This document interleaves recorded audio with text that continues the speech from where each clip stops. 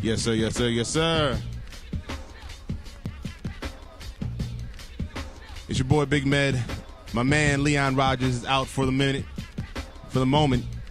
But the show must go on. I got on the phone with me my man Billy Corben. How you doing, bro? Great. How you doing? I am doing wonderful. For everybody out there, Billy Corben is a director of some great documentaries. He's part of the directors who do ESPN's 30 for 30. Tonight, a new documentary is coming out for ESPN's 30 for 30 that's airing tonight at 8 p.m. Eastern Standard Time. It's called Broke. And let me tell you something, Billy. First of all, I'm a big fan of yours because of what you did with the U, the documentary you did about the U. That's still on my DVR. Still watch that to this day. A great documentary, man. Thank you. Man, I appreciate you taking your time out of this busy day, I know, for you, to talk to us about this documentary. Can you just talk about how you got into the process of getting some of these athletes to talk about being broke? Well, let me tell you, a lot of athletes were very excited to not talk about this subject at all, I have to tell you. I believe and the leagues, too. It turned out by the time we were done, the NBA, the NHL, and Major League Baseball all refused to give us permission to use their footage in the movie because of the subject matter. Yeah, because it's so sensitive and controversial. And so the guys that did talk to us, I really have a lot of respect for them because, this is not a particularly happy time in their lives, what they went through with their finances. Right. In some cases, a lot of them were taken advantage of by friends and family, and so they participated. So, number one, I think it was cathartic for them. It was a way to transition and then move on with the rest of their lives. Because there was players who have spoken about their money problems before on camera, on the record, who weren't interested in doing it again. And I really appreciate that because, they moved on, with their lives. But some guys are still in that transition, and so they spoke to us. Kurt Schilling, Bernie Kosar, Andre Bad Moon Rison, Keith McCants, list goes on and on. But I really admire them, and because they wanted to be able to impart to the next generation some of the mistakes that they made. Because that's the thing is, so many of these stories, I got to tell you, are the same over and over again. These guys fall into the same traps, and there's no reason for new players to do it. They just have to be scared straight and learn from these, from the players who came before them and the mistakes that they made.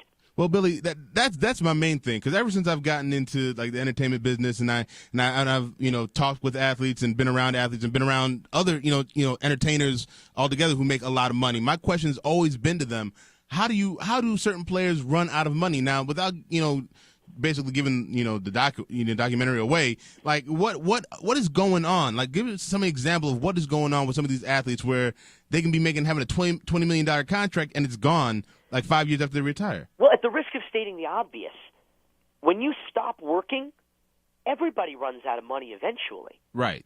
Everybody.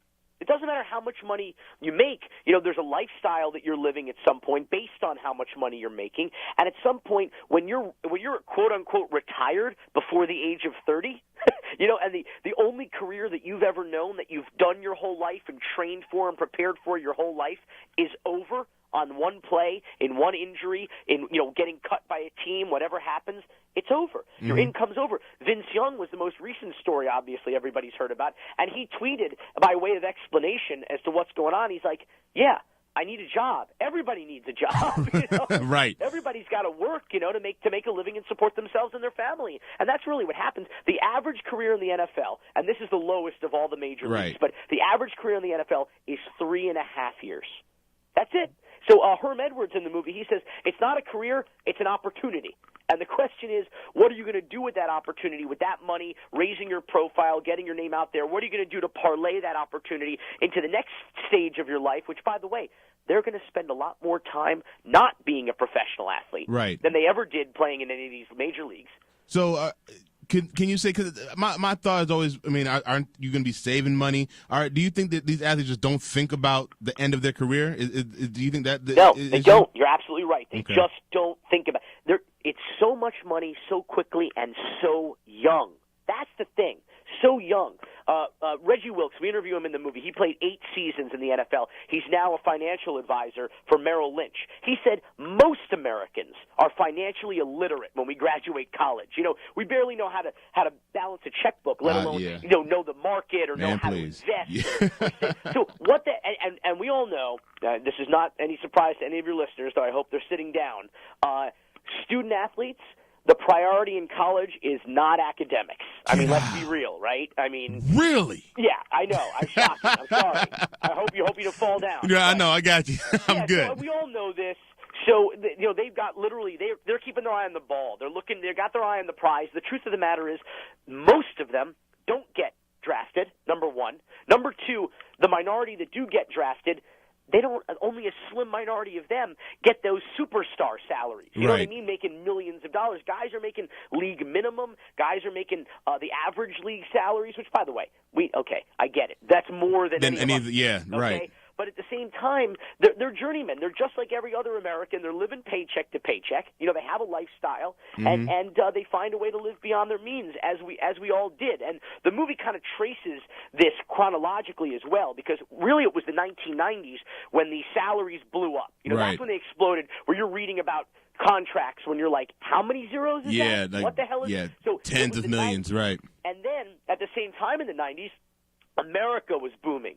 Credit was flowing. You know, it was all about cribs culture, aspirational living, beyond your, living, trading up, living beyond your means. You know, I mean, that was what all the music on the radio was about. That everybody was living, life during the Clinton era like that. You know, it wasn't just athletes, but athletes now had an opportunity. They were on a different scale. They were on an epic scale. They were making more money. They had access to more credit. You know, Sean Salisbury, a quarterback, he tells a story about getting the American Express Black Card he describes it as a James Bond briefcase, and he opens this thing up and talk about damage. He remembers 1 month writing a check for over $100,000 to pay that. That's 1 month of a credit card statement. To pay it off. I guess to the normal person that listens or is going to watch this tonight, it boggles their mind because they're thinking that, man, if you have that kind of money, save some money, put it away, don't spend so much. But like you said, these guys are young. Because I know if I got that kind of money when I was 19, 20 years old, it'd probably be gone too. Absolutely. Come on. I mean, these young men are at the peak of their talents.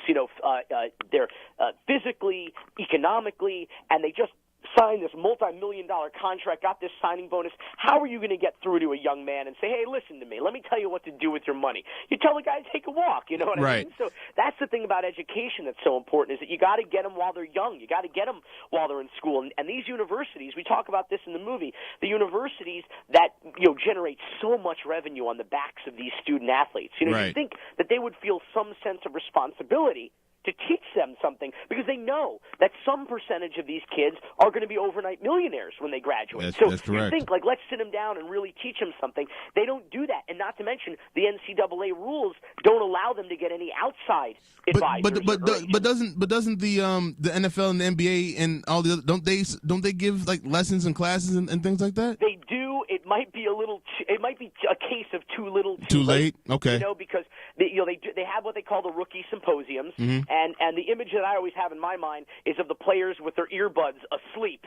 Right. No, that's true. And they try to do it. The old players come back. They try to do the scared straight routine. And they try to get it in their heads. With the horror stories and the cautionary tales and the Antoine Walkers and the Kurt Schillings and they try to tell them. But it's tough to get through after they sign that contract. And how do you say, listen?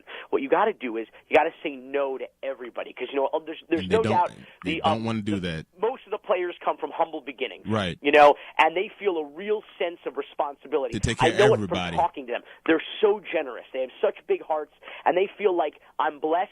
I can play this game. I can make this kind of money.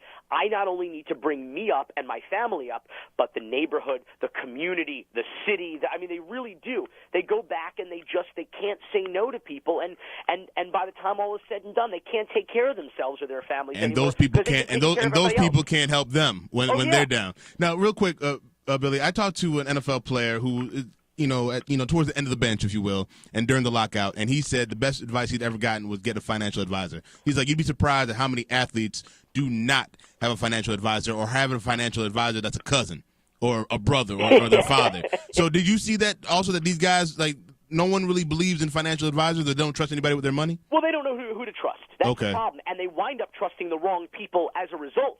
I mean, Michael Vick, twice in a row, gave power of attorney to financial advisors who basically robbed them blind.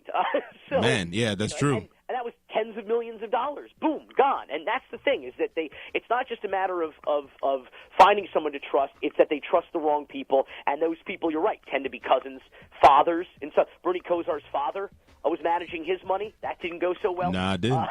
Yeah, you're right. Man, so again, everybody, make sure to check this out. It is tonight, ESPN 30 for 30. It's Broke.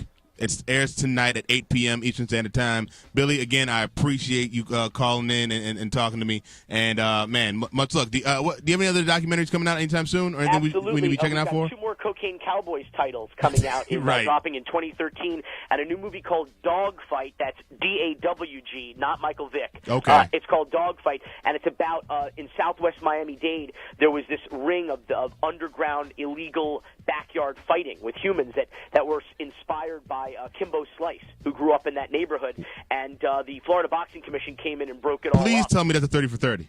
It's not.